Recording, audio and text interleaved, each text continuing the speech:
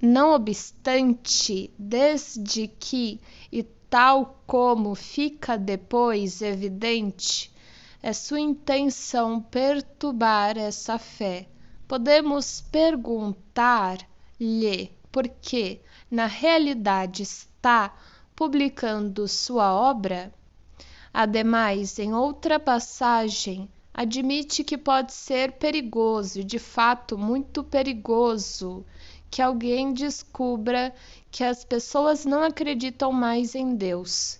Até então se mostrara dócil, mas agora parece desprezar sua obediência aos preceitos da civilização. Entretanto, sua asserção de que basear os mandamentos da civilização em fundamentos religiosos constitui um perigo para aquela. Repousa na presunção de que o crente pode ser transformado num incréu. Sem dúvida, isso é uma contradição completa. E eis aqui uma outra.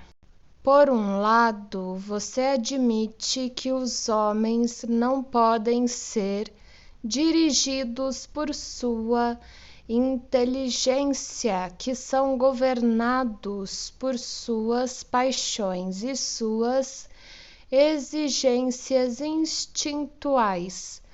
Por outro, porém, propõe substituir a base afetiva de sua obediência à civilização por uma base racional. Quem puder, que compreenda. A mim parece que não deve ser uma coisa nem outra. Além disso, não aprendeu nada da história? Já uma vez antes, uma tentativa desse tipo, a de substituir a religião pela ciência, foi feita oficialmente e em grande estilo. De certo, se lembra da Revolução Francesa e de Robespierre. E deve também lembrar-se de quão efêmera e deploravelmente ineficaz a experiência foi. A mesma experiência está sendo repetida atualmente na Rússia e não precisamos ficar curiosos sobre o seu resultado. Não acha que podemos aceitar como algo evidente o fato de que os homens não podem passar sem religião? Você mesmo disse que a religião é mais que uma neurose obsessiva, mas não tratou desse outro lado dela. Contentou-se em elaborar a analogia com uma neurose. Os homens, diz você, devem ser libertados da neurose. O que se possa perder no processo não lhe interessa. A aparência de contradição provavelmente surgiu porque lidei com assuntos complicados de modo muito apressado. Até certo ponto, porém, podemos remediar isso. Continuo a sustentar que o que escrevi é, sob determinado aspecto, inteiramente inócuo. Nenhum crente se permitirá ser desviado de sua fé por esses argumentos ou outros semelhantes. O crente está ligado aos ensinamentos da religião por certos vínculos afetivos. Contudo, indubitavelmente, existem inumeráveis outras pessoas que não são crentes, no mesmo sentido, obedecem aos preceitos da civilização, porque se deixam intimidar pelas ameaças da religião e têm medo dela enquanto se veem obrigados a considerá-la como parte da realidade que a cerca. São as pessoas que desertam tão logo lhes é permitido abandonar sua crença no valor de realidade da religião. No entanto, elas também não são afetadas por argumentos, deixam de temer a religião quando observam que os outros não a temem. E foi a respeito delas que afirmei que acabariam por saber do declínio da influência religiosa, mesmo que eu não publicasse meu trabalho, mas acho que você mesmo concede maior peso a outra contradição de que me acusa, visto os homens serem tão pouco acessíveis aos argumentos razoáveis e tão completamente governados por seus desejos instintuais. Por que tentar privá-los de uma satisfação instintual e substituí-la por argumentos racionais? É verdade que os homens são assim, mas você já se perguntou se eles têm de ser assim? Se sua natureza mais íntima tem necessidade disso?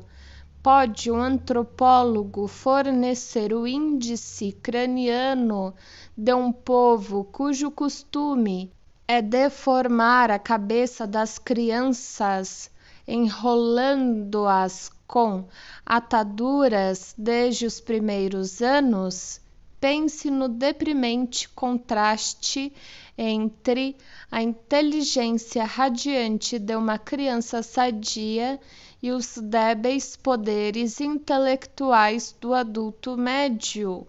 Não podemos estar inteiramente certos de que é exatamente a educação religiosa que tem grande parte da culpa por essa relativa atrofia.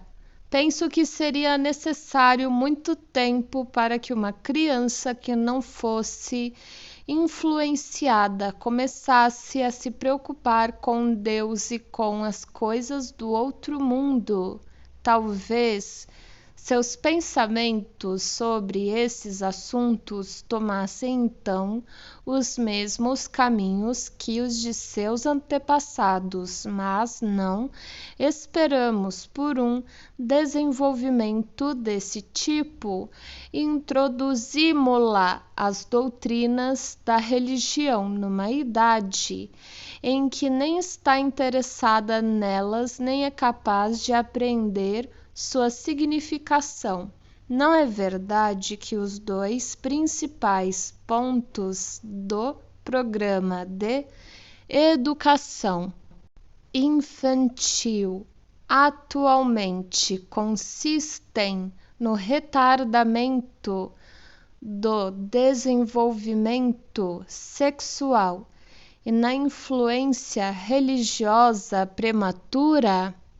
Dessa maneira, a época em que o intelecto da criança desperta, as doutrinas da religião já se tornaram inexpugnáveis, mas acha você que é algo conducente ao fortalecimento da função intelectual o fato de um campo tão importante lhe ser fechado pela ameaça do fogo do inferno? Quando outrora um homem se permitia aceitar sem crítica todos os absurdos que as doutrinas religiosas punham à sua frente, e até mesmo desprezar as contradições existentes entre elas, não precisamos ficar muito surpresos com a debilidade de seu intelecto. Não dispomos, porém, de outros meios de controlar nossa natureza instintual, exceto nossa inteligência. Como podemos esperar que pessoas que estão sob domínio de proibições de pensamento atinjam o ideal psicológico, o primado da inteligência? Você sabe também que se diz que, em geral, as mulheres padecem de debilidade mental fisiológica, isto é, de uma inteligência inferior à dos homens. O fato em si é discutível e sua interpretação duvidosa. Contudo, um argumento em favor de essa atrofia intelectual ser de natureza secundária é o de que as mulheres vivem penando sob o rigor de uma proibição precoce que as impede de voltarem seus pensamentos para o que mais lhes interessaria, isto é, os problemas da vida sexual. Enquanto os primeiros anos da vida de uma pessoa forem influenciados não só por uma inibição sexual mental, mas também por uma inibição religiosa e por uma inibição leal derivada desta última, não podemos realmente dizer a que ela se assemelha, mas moderarei meu zelo e admitirei a possibilidade de que também eu esteja perseguindo uma ilusão. Talvez o efeito da proibição religiosa do pensamento não seja tão negativo quanto suponho. Talvez acontecesse que a natureza humana permanecesse a mesma, ainda que não se abusasse da educação para submeter as pessoas à religião. Não sei, tampouco você pode saber.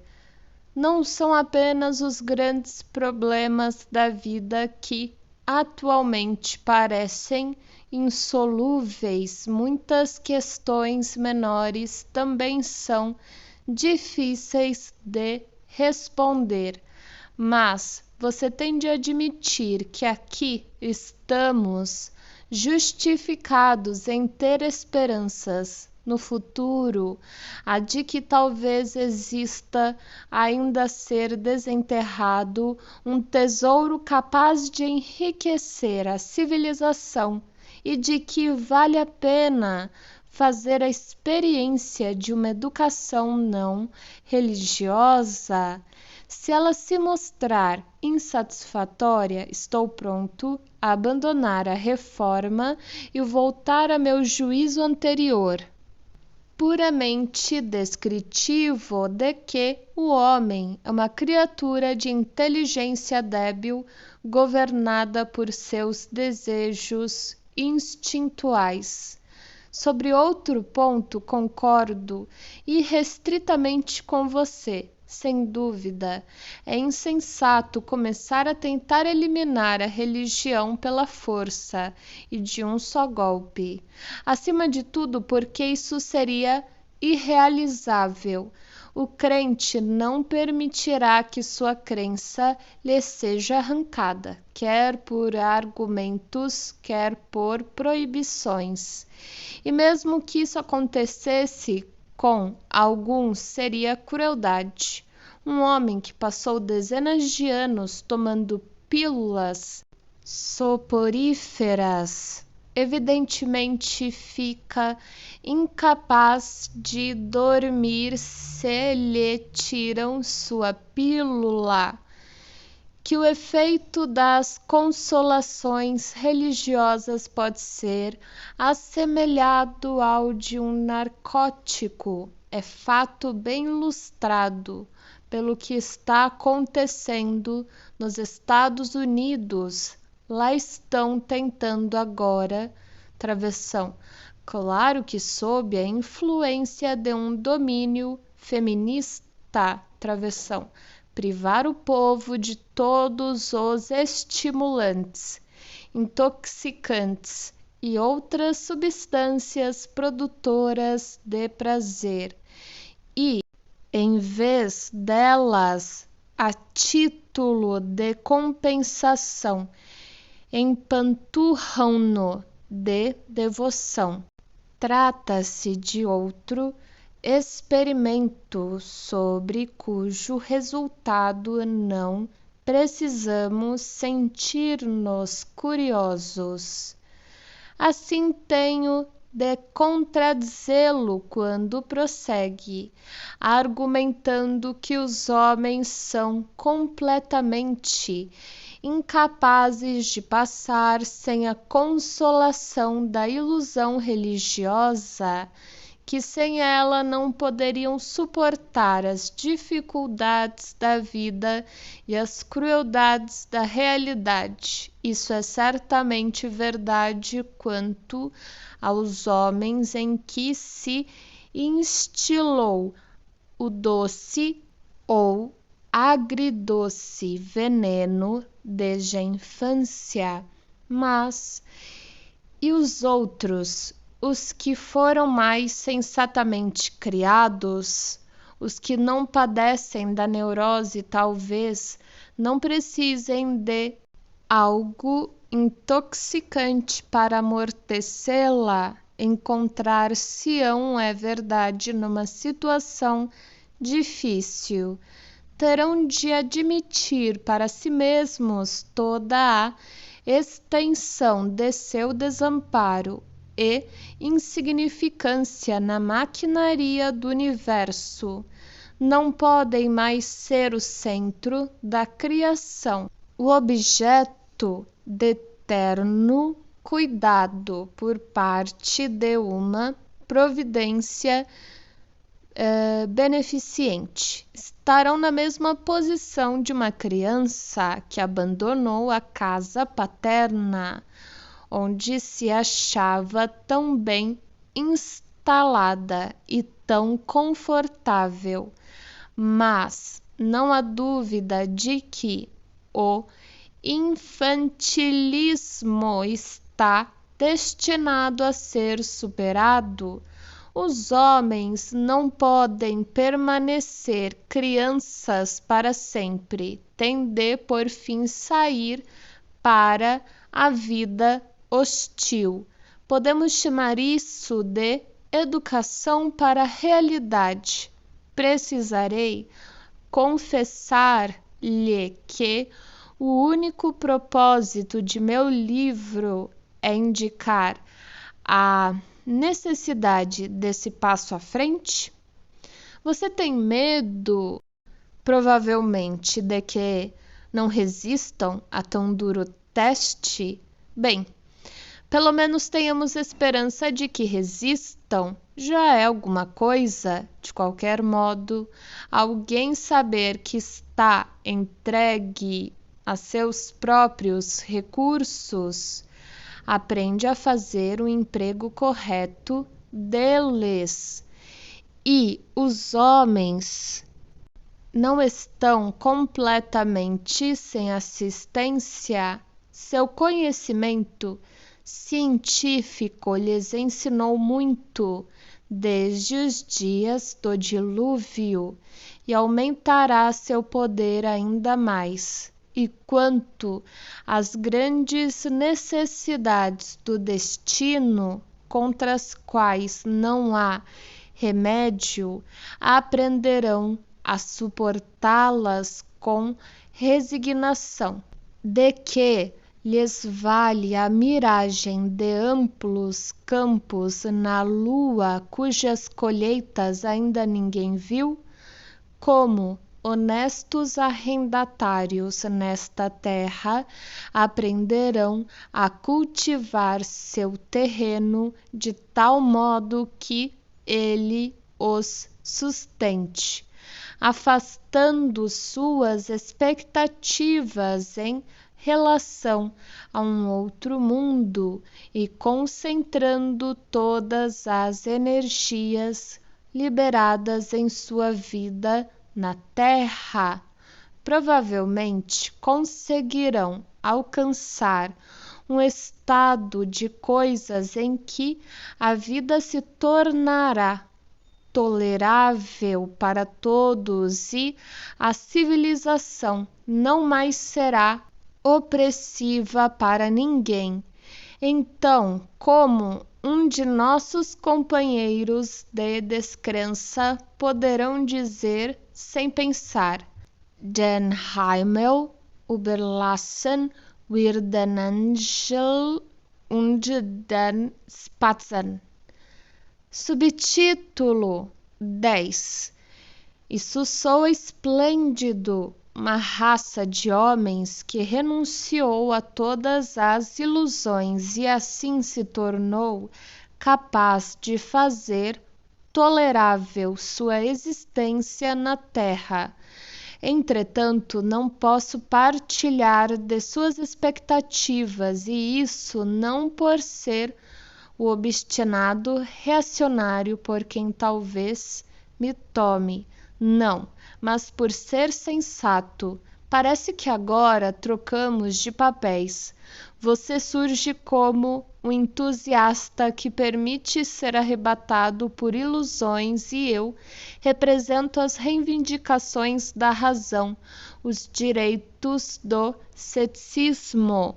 O que você expôs me parece ser construído sobre erros que, seguindo seu exemplo, eu poderia chamar de ilusões, por traírem de modo bastante claro a influência de seus desejos. Você prende sua esperança à possibilidade de que gerações que não experimentaram a influência das doutrinas religiosas na primeira infância alcançarão facilmente a desejada primazia da inteligência sobre a vida dos instintos. Isso é, de certo, uma ilusão. Nesse aspecto decisivo, a natureza humana dificilmente tem probabilidade de mudar. Se não estou equivocado, travessão, conhece-se tão pouco sobre as outras civilizações, travessão. Ainda hoje existem povos que não se desenvolveram sob a pressão de um sistema religioso e que, contudo, não se aproximam mais do seu ideal do que do resto. Se você quiser expulsar a religião de nossa civilização europeia, só poderá fazê-lo através de outro sistema de doutrinas, e esse sistema, desde o início, assumiria todas as características psicológicas da religião, travessão, a mesma santidade, rigidez e intolerância, a mesma proibição do pensamento, travessão, para sua própria defesa. Há que possuir algo desse tipo, a fim de atender aos requisitos da educação. e é impossível passar sem educação. O caminho que vai da criança de peito ao homem civilizado é longo.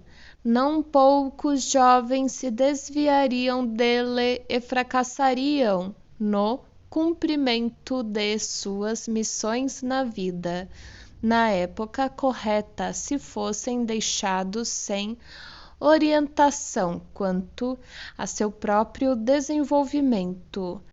As doutrinas que tivessem sido aplicadas à sua criação sempre estabeleceriam limites ao pensar. Está escrito pensar, mas eu acredito que seja ao passar de seus anos de maturidade. Travessão, que é exatamente o que você censura a religião fazer hoje. Não observa que se trata de um defeito inato e inestimável de nossa e de qualquer outra civilização. O fato de impor às crianças que são movidas pelo instinto e fracas do intelecto a tomada de decisão que só a inteligência madura dos adultos pode reivindicar.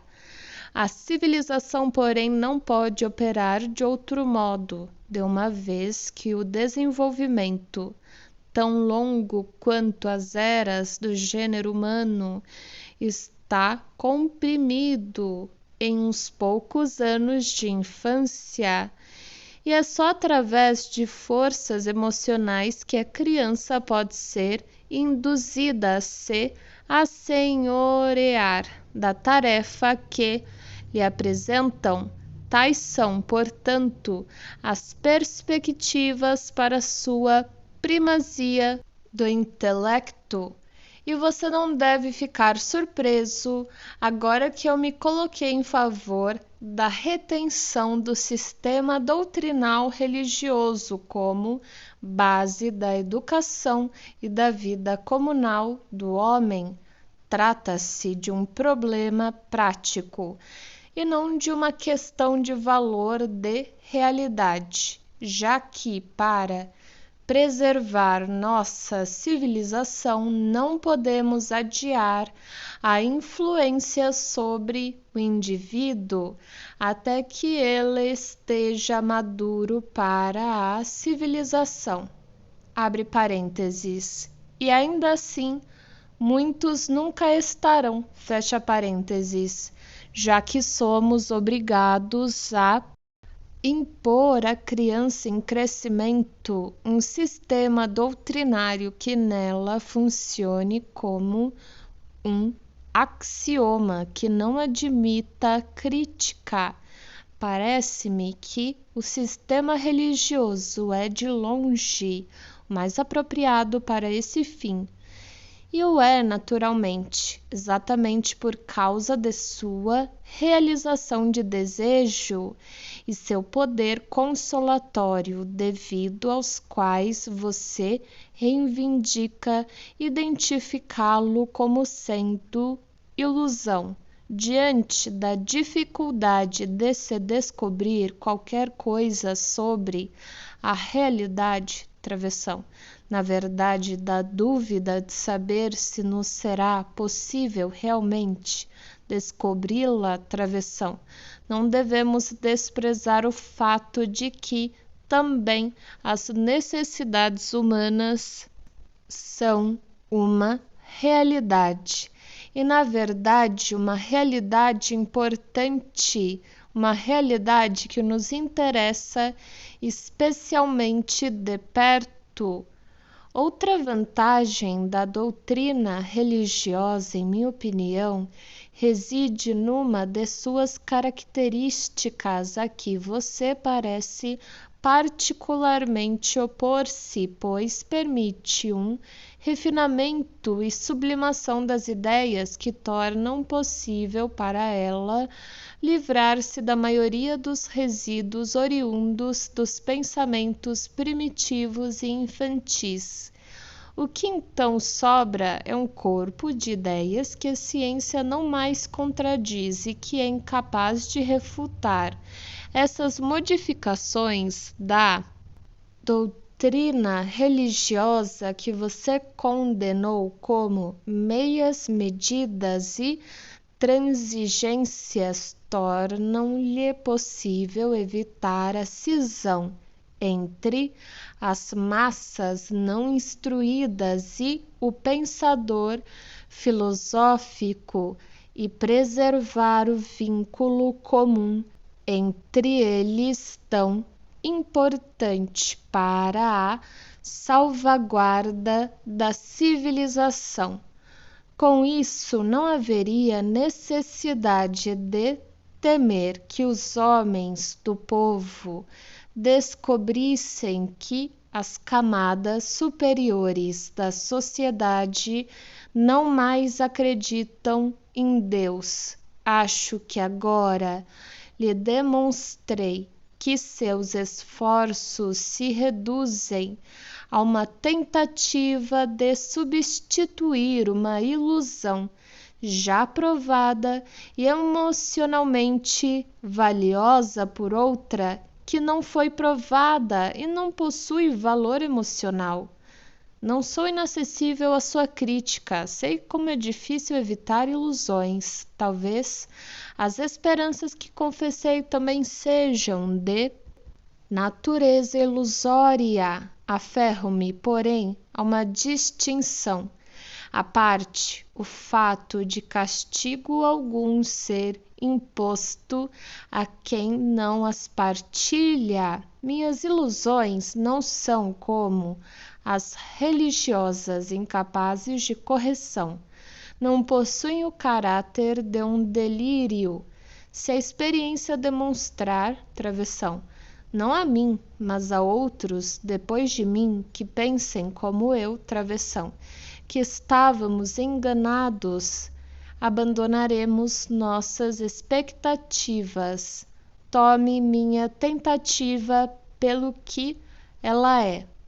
Um psicólogo que não se ilude sobre a dificuldade de descobrir a própria orientação neste mundo efetua um esforço para avaliar o desenvolvimento do homem à luz da pequena porção de conhecimento que obteve através de um estudo dos processos mentais de indivíduos durante seu desenvolvimento de crianças a adultos.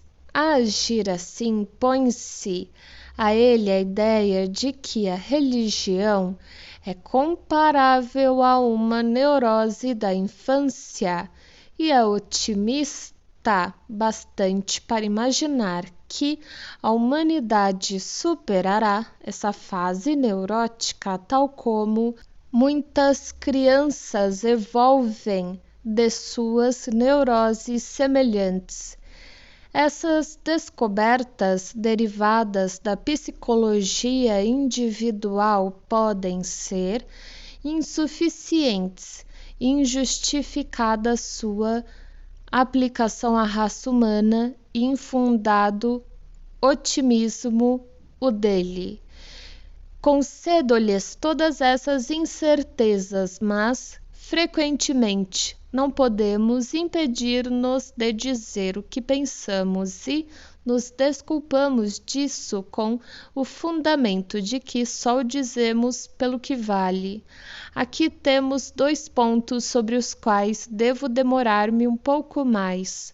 Em primeiro lugar, a fraqueza de minha posição não acarreta fortalecimento algum da sua. Acho que você está defendendo uma causa perdida. Podemos insistir tão frequentemente quanto quisermos em que o intelecto do homem não tem poder em comparação com sua vida instintual, e podemos estar certos quanto a isso, Não obstante há algo de peculiar nessa fraqueza. A voz do intelecto é suave, mas não descansa, enquanto não consegue uma audiência. Finalmente, após uma incontável sucessão de reveses, obtém êxito. Esse é um dos poucos pontos sobre o qual se pode ser otimista a respeito do futuro da humanidade e, em si mesmo, é de não pequena importância. E dele se podem derivar outras esperanças ainda. A primazia do intelecto jaz, é verdade, num futuro infinitamente distante. Presumivelmente ela estabelecerá para si os mesmos objetivos que aqueles cuja realização você espera de Deus, naturalmente dentro de limites humanos, na medida em que a realidade externa permita, a saber, o amor do homem e a diminuição do sofrimento. Assim sendo, podemos dizer-nos que nosso antagonismo é apenas temporário e não irreconciliável. Desejamos as mesmas coisas, mas você é mais impaciente, mais exigente e, travessão, por que não dizer, travessão, mais egoísta do que eu e os que se encontram do meu lado. Você faria o estado de bem-aventurança começar diretamente após a morte. Espera dele o impossível e não desiste das reivindicações do indivíduo. Nosso Deus atenderá a todos esses desejos que a natureza a nós externa permita, mas falo-á de modo muito gradativo, somente num futuro imprevisível e para uma nova geração de homens. Não promete compensação para nós que sofremos penosamente com a vida. No caminho para esse objetivo distante, suas doutrinas religiosas terão de ser postas de lado, por mais que as primeiras tentativas falhem ou os primeiros substitutos se mostrem insustentáveis. Você sabe por que a longo prazo nada pode resistir à razão e à experiência, e a contradição que a religião oferece a ambas é palpável demais. Mesmo as ideias religiosas purificadas não podem escapar a esse destino. Enquanto tentarem preservar algo da consolação da religião, indubitavelmente se confinarem à crença num ser espiritual superior cujas qualidades sejam indefiníveis e cujos intuitos não possam ser discernidos, não só estarão à prova do desafio da ciência, como também perderão sua influência sobre o interesse humano. Em segundo lugar, observe a diferença entre a sua atitude para com as ilusões e a minha. Você tem de defender a ilusão religiosa com todas as suas forças. Se ela se tornar desacreditada, travessão. E, na verdade, a ameaça disso é bastante grande, travessão. Então, seu mundo desmoronará. Nada lhe resta a não ser desesperar de tudo, da civilização e do futuro da humanidade. Dessa servidão estamos livres, visto estarmos preparados para renunciar a uma boa parte de nossos desejos infantis, podemos suportar que algumas de nossas expectativas mostrem que não passam de ilusões. É possível que a educação, libertada do ônus das doutrinas religiosas, não cause grande mudança na natureza psicológica do homem. O nosso Deus talvez não seja um Deus muito poderoso e poderá ser capaz de efetuar apenas uma pequena parte do que seus predecessores prometeram. Se tivermos de reconhecer isso, aceitá-lo-emos com resignação. Não será por causa disso que perderemos nosso interesse no mundo e na vida, pois dispomos de um apoio seguro que falta a você. Acreditamos ser possível ao trabalho científico conseguir um certo conhecimento da realidade do mundo, conhecimento através do qual podemos aumentar nosso poder e de acordo com o qual podemos organizar nossa vida. Se essa crença for uma ilusão, então nos encontraremos na mesma posição que você, mas a ciência, através de seus numerosos e importantes sucessos, já nos deu provas de não ser uma ilusão. Ela conta com muitos inimigos manifestos e muitos outros secretos entre aqueles que não podem perdoá-la por ter enfraquecido a fé religiosa e por ameaçar derrubá-la.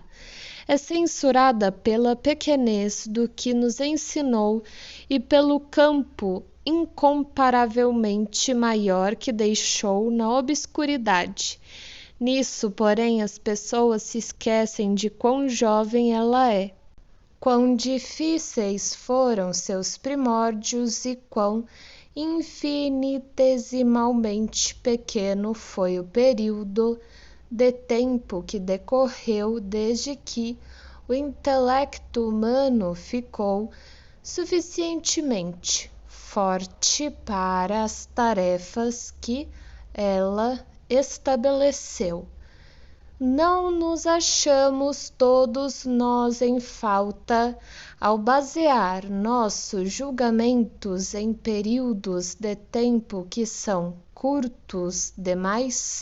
Deveríamos tomar os geólogos como modelo. As pessoas queixam-se da infidedignidade da ciência, do modo como ela anuncia como lei hoje o que a geração seguinte identifica como erro e substitui por uma nova lei cuja validade aceita não perdura por mais tempo. Mas isso é injusto e em parte inverídico. As transformações da opinião científica são desenvolvimentos, progressos e não revoluções. Uma lei que a princípio foi tida por universalmente válida mostra ser um caso especial de uma uniformidade mais abrangente ou é limitada por outra lei, só descoberta mais tarde. Uma aproximação grosseira à verdade é substituída por outra mais cuidadosamente adaptada, a qual, por sua vez, fica à espera de novos aperfeiçoamentos. Existem diversos campos em que ainda não superamos uma fase de pesquisa na qual fazemos experiências com hipóteses que em breve têm de ser rejeitadas como inadequadas. Em outros campos, porém, já possuímos um cerne de conhecimento seguro e quase inalterável. Finalmente, tentou-se desacreditar o esforço científico de maneira radical, com o fundamento de que, achando-se ele ligado às condições de sua própria organização, não poderia produzir nada mais senão resultados subjetivos, ao passo que a natureza real das coisas, a nós externas, permanece inacessível, mas isso significa desprezar diversos fatores de importância decisiva para a compreensão do trabalho científico.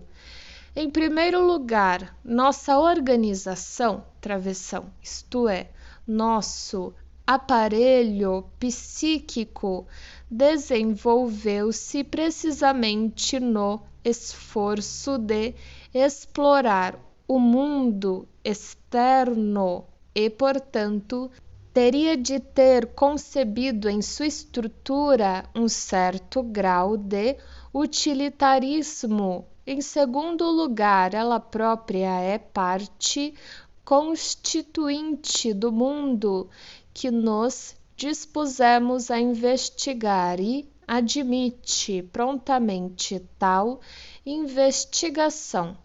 Em terceiro, a tarefa da ciência ficará plenamente abrangida se a limitarmos a demonstrar como o mundo nos deve aparecer em consequência do caráter específico de nossa organização.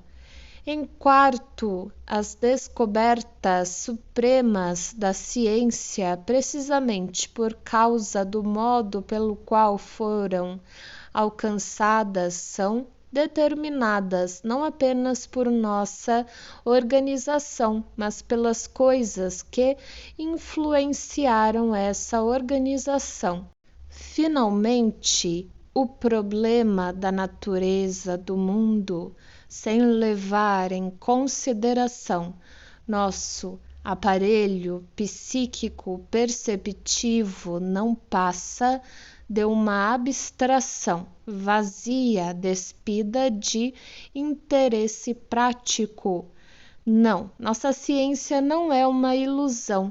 Ilusão seria imaginar que aquilo que a ciência não nos pode dar, podemos conseguir em outro lugar.